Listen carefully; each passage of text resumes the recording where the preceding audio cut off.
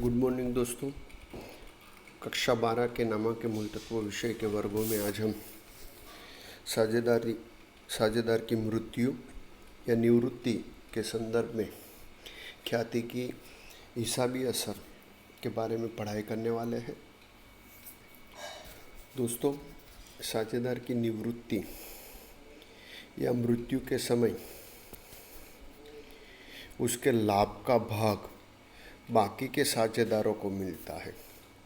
मानी दोस्तों, जो साझेदार निवृत्त हो रहा है या जिसकी मृत्यु हो रही है, उसका साझेदारी में जो हिस्सा होगा वो हिस्सा बाकी चालू रहने वाले साझेदारों को मिलेगा। उसके मुआवजे के रूप में निवृत्त होने वाले या मृत्यु पाने वाले साझेदार को उसके भाग की ख्याति बाकी साझेदार देते हैं। मानी निवृत्त होने वाले या मृत्यु पाने वाले साझेदार को बाकी साझेदार जो लाभ प्राप्त कर रहे हैं उसके बदले में ख्याति देंगे।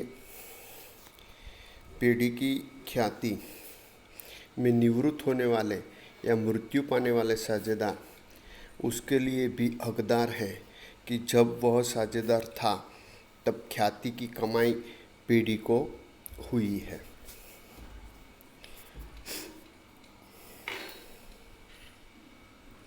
मानी पुरानी ख्याति में भी निवृत्त होने वाला साझेदार या मृत्यु पाने वाला साझेदार हकदार है।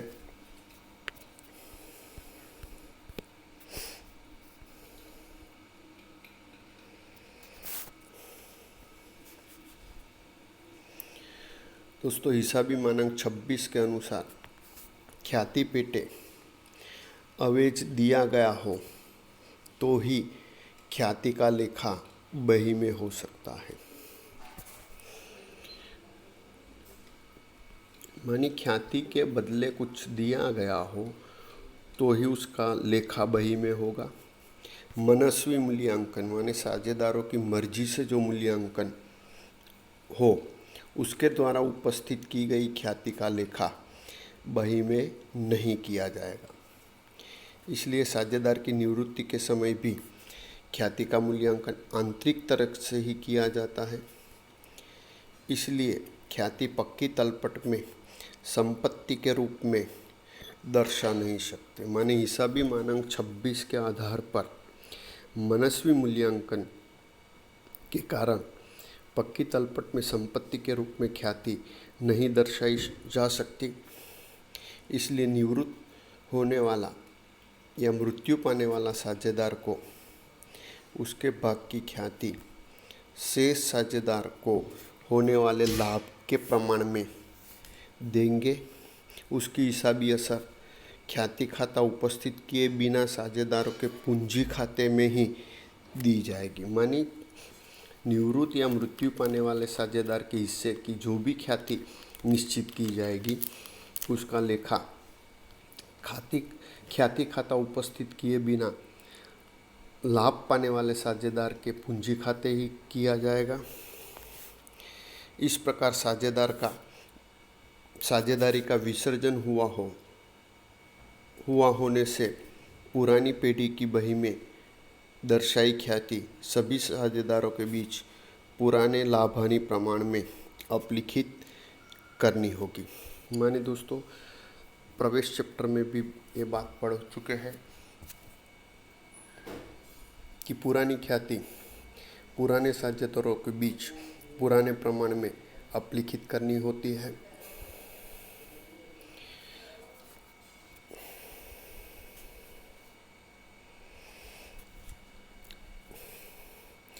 दोस्तों, ऊपर के आधार पर निवृत्ति या मृत्यु के समय ख्याति के संदर्भ में निम्नानुसार हिसाबी असर दी जाएगी। पहला, यदि पुरानी पीढ़ी की बही में ख्याति दर्शाई गई हो तो वह निवृत्त होने वाले साझेदार के साथ सभी साझेदारों के बीच पुराने लाभ हानि प्रमाण में अपलिखित की जाएगी।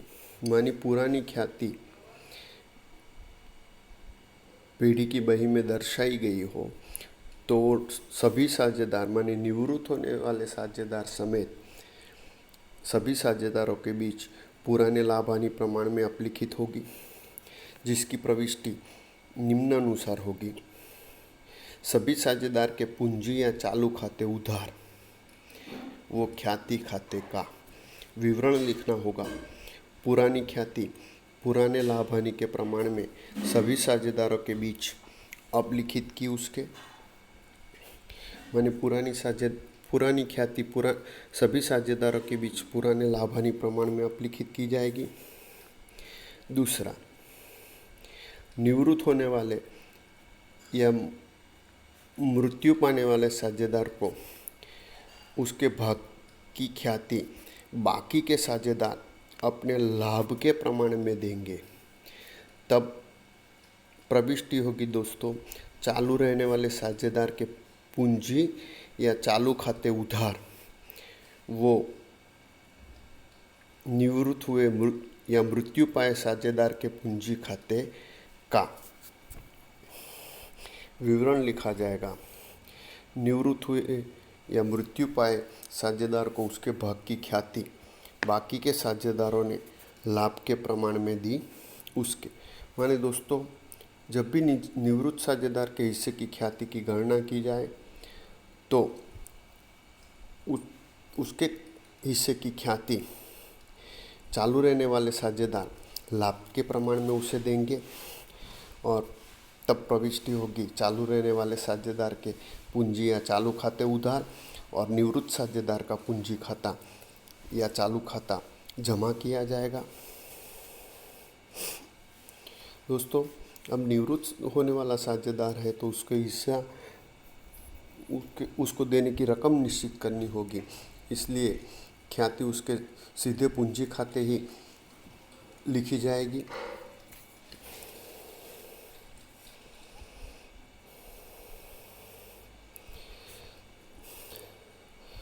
दोस्तों, ख्याति की हिसाब के संदर्भ में उदाहरण नंबर 10 देखें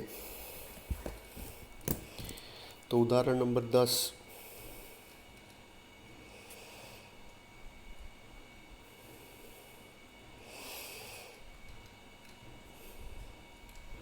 में हमें बताया गया है कि आई, सी, डब्ल्यू और ए 4/3/2/1 के प्रमाण में लाभ हानि बांटने वाले साझेदार है। 1 अप्रैल 2016 से आई निवृत्त है, माने आई निवृत्त हो रहा है। आई की निवृत्ति के समय पीढ़ी की पक्की तलपट 20,000 ख्याति दर्शाती थी, मानी पुरानी ख्याति 20,000 है। सी, डब्ल्यू और ए का लाभ हानि का नया प्रमाण 2/2/1 निश्चित किया गया है। आई की निवृत्ति के समय पीढ़ी की ख्याति का मूल्यांकन 60,000 से किया गया। ख्याति की प्रविष्टि लिखिए। दोस्तों, आई की निवृत्ति के वक्त ख्याति का मूल्यांकन 20,000 से हुआ है। नहीं, आई की निवृत्ति के वक्त पुरानी पक्की तलपट में 20,000 ख्याति है और ख्याति की मूल्यांकन कीमत 60,000 निश्चित की गई है। दोस्तों, पुराना प्रमाण 4/3/2/1 है और नया आई की निवृत्ति के बाद नया प्रमाण 2/2/1 निश्चित किया है। दोस्तों, हमने आगे थियरी में पढ़ा कि निवृत्ति के वक्त पुरानी ख्याति पुराने प्रमाण में अपलिखित की जाएगी, जबकि निवृत्त होने वाले साझेदार के हिस्से की ख्याति लाभ के प्रमाण में उसका लेखा करना होगा। तो हमें सबसे पहले लाभ का प्रमाण आवश्यक होगा। तो दोस्तों, यह पुराना और नया प्रमाण हमें दे दिया गया है, उसके आधार पर हमें लाभ का प्रमाण निश्चित करना होगा। आगे हमने लाभ के प्रमाण की गणना में देखा है कि नए भाग में से पुराना भाग घटाने पर लाभ ज्ञात होगा। तो दोस्तों, पेज नंबर 224 पर लाभ के प्रमाण की गणना बताई गई है, उसे देख लें। तो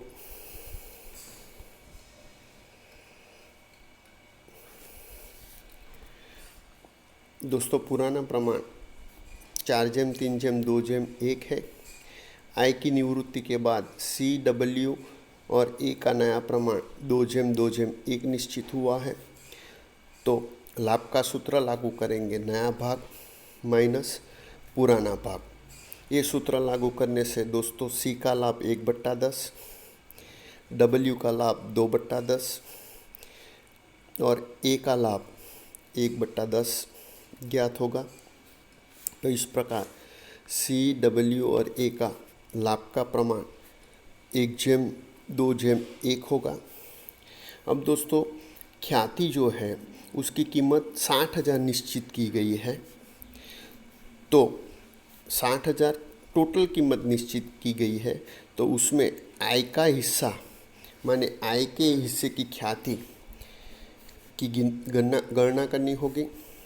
तो आय के हिस्से की ख्याति होगी 60,000 गुना 4/10, जो आय का हिस्सा है। तो उसके हिस्से की ख्याति होगी 24,000। अब ये 24,000 जो आय के हिस्से की ख्याति है वो CW और A अपने लाभ प्रमाण 1/2/1 में देंगे। तो 24,000 को 1/2/1 के हिस्से में बांटना होगा। तो C द्वारा दी जाने वाली ख्याति 24,000 गुना C का लाभ 1/4, तो 6,000 C देगा। उसी तरह W द्वारा दी जाने वाली ख्याति 24,000 गुना 2/4 माने 12,000 और A द्वारा दी जाने वाली ख्याति 24,000 गुना उसका लाभ 1/4 माने 6,000। माने इस तरह निवृत्त होने वाले साझेदार आय को C द्वारा 6,000, W द्वारा 12,000 और A द्वारा 6,000 ख्याति के रूप में दिए जाएंगे। तो अब दोस्तों इसकी प्रविष्टि देखें।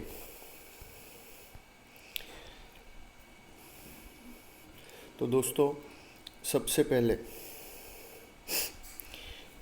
पुरानी ख्याति जो 20,000 दी गई है उसे सभी साझेदारों के बीच पुराने प्रमाण में अपलिखित करनी होगी। तो उसकी प्रविष्टि होगी 1/4/2016 के दिन 20,000 को पुराने प्रमाण 4/3/2/1 के प्रमाण में अपलिखित करनी होगी।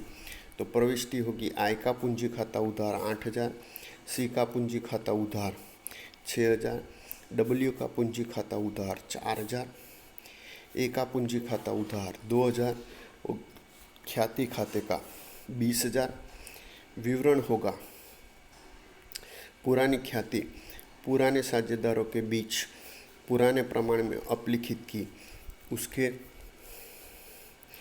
अब दोस्तों दूसरी प्रविष्टि होगी आय के हिस्से की ख्याति जो 24,000 हमने गिनती देखी, वो चालू रहने वाले साझेदार C, W और A के बीच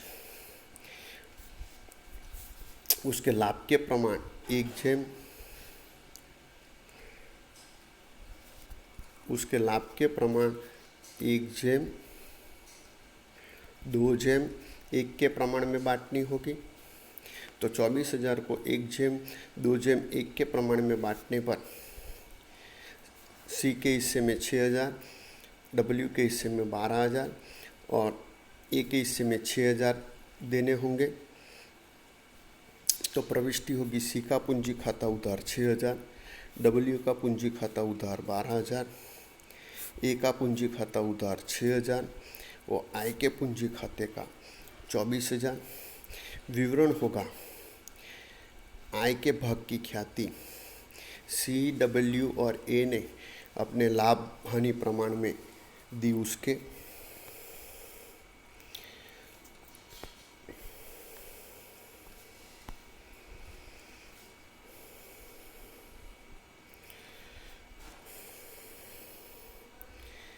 अब दोस्तों एक और उदाहरण देखें, उदाहरण नंबर 11। तो उदाहरण नंबर 11 में हमें बताया गया है कि ए, एम, टी और एस 4/3/2/5/4/3/2 के प्रमाण में लाभ हानि बांटने वाले साझेदार हैं। एम साझेदार के रूप में निवृत्त होता है। दोस्तों, एम निवृत्त हो रहा है। एम की निवृत्ति के समय पेढ़ी की ख्याति में उसका भाग 35,000 है। दोस्तों, यहाँ खास देखें कि निवृत्ति के वक्त ख्याति में एम का हिस्सा 35,000 है, माने उसके हिस्से की ख्याति 35,000 है। एम की निवृत्ति के बाद ए, टी और एस भविष्य में 2/3/2 के प्रमाण में लाभ हानि बांटेंगे। ख्याति की प्रविष्टि लिखिए। तो दोस्तों, उदाहरण नंबर 10 के आधार पर ही सबसे पहले हमें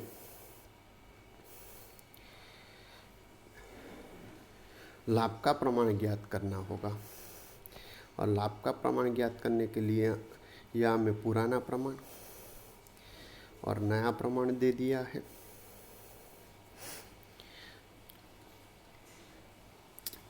तो उसके आधार पर लाभ का सूत्र लागू करेंगे। पुराना नया भाग माइनस पुराना भाग। तो दोस्तों, ये सूत्र लागू करने पर ए का लाभ, तो कि ए का नया भाग 2/7 माइनस पुराना भाग 5/14, तो उसका परिणाम माइनस मिलेगा, -1/14। तो माइनस में परिणाम मिला लाभ के सूत्र से, तो ए का त्याग हुआ। टी का लाभ, नया भाग 3/7 माइनस पुराना भाग 3/14, लसा लेने पर परिणाम मिलेगा 3/14, माने टी को 3/14 भाग से लाभ हो रहा है। एस का लाभ 2/7 माइनस 2/14, लसा 14 लेने पर एस का लाभ प्राप्त होगा 2/14।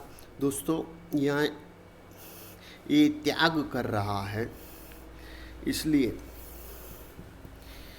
उसके हिस्से की भी ख्याति की गणना करनी होगी। दोस्तों, निवृत्त होने वाले साझेदार एम को मिलने योग्य ख्याति 35,000 में दी गई है। तो दोस्तों, ए अपना भाग त्याग करता है। ए को 1/14 भाग की ख्याति मिलनी चाहिए, तो उसकी गणना देखें।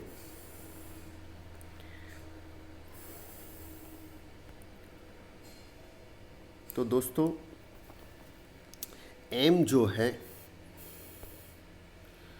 वो 4/14 भाग से उसके हिस्से की ख्याति 35,000 हो रही है।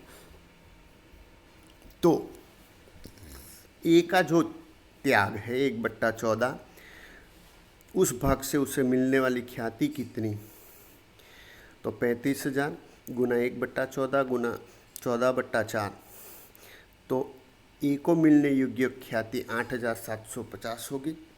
अब दोस्तों, दोनों साझेदार को मिलने योग्य ख्याति क्रमशः 35,000 और 8,750, माने दोनों का योग 43,750 होगा। अब ये 43,750 टी और एस अपने लाभ के प्रमाण में देंगे। तो 43,750 को टी और एस के लाभ के प्रमाण में, माने 3/2 के प्रमाण में बांटने पर टी द्वारा 26,250 ख्याति के दिए जाएंगे और एस द्वारा 17,000 दिए जाएंगे। तो ख्याति की प्रविष्टि होगी दोस्तों, टी का पूंजी खाता उधार 26,250, एस का पूंजी खाता उधार 17,500 और ए के पूंजी खाते का 8,750, और एम के पूंजी खाते का 35,000। माने दोस्तों इस एग्जाम्पल से एक बात निश्चित हो रही है कि निवृत्ति के वक्त चालू रहने वाले साझेदार में से कोई साझेदार त्याग कर रहा है तो लाभ पाने वाले साझेदार भी त्याग करने वाले पुराने साझेदार को उसके त्याग के प्रमाण में ख्याति देंगे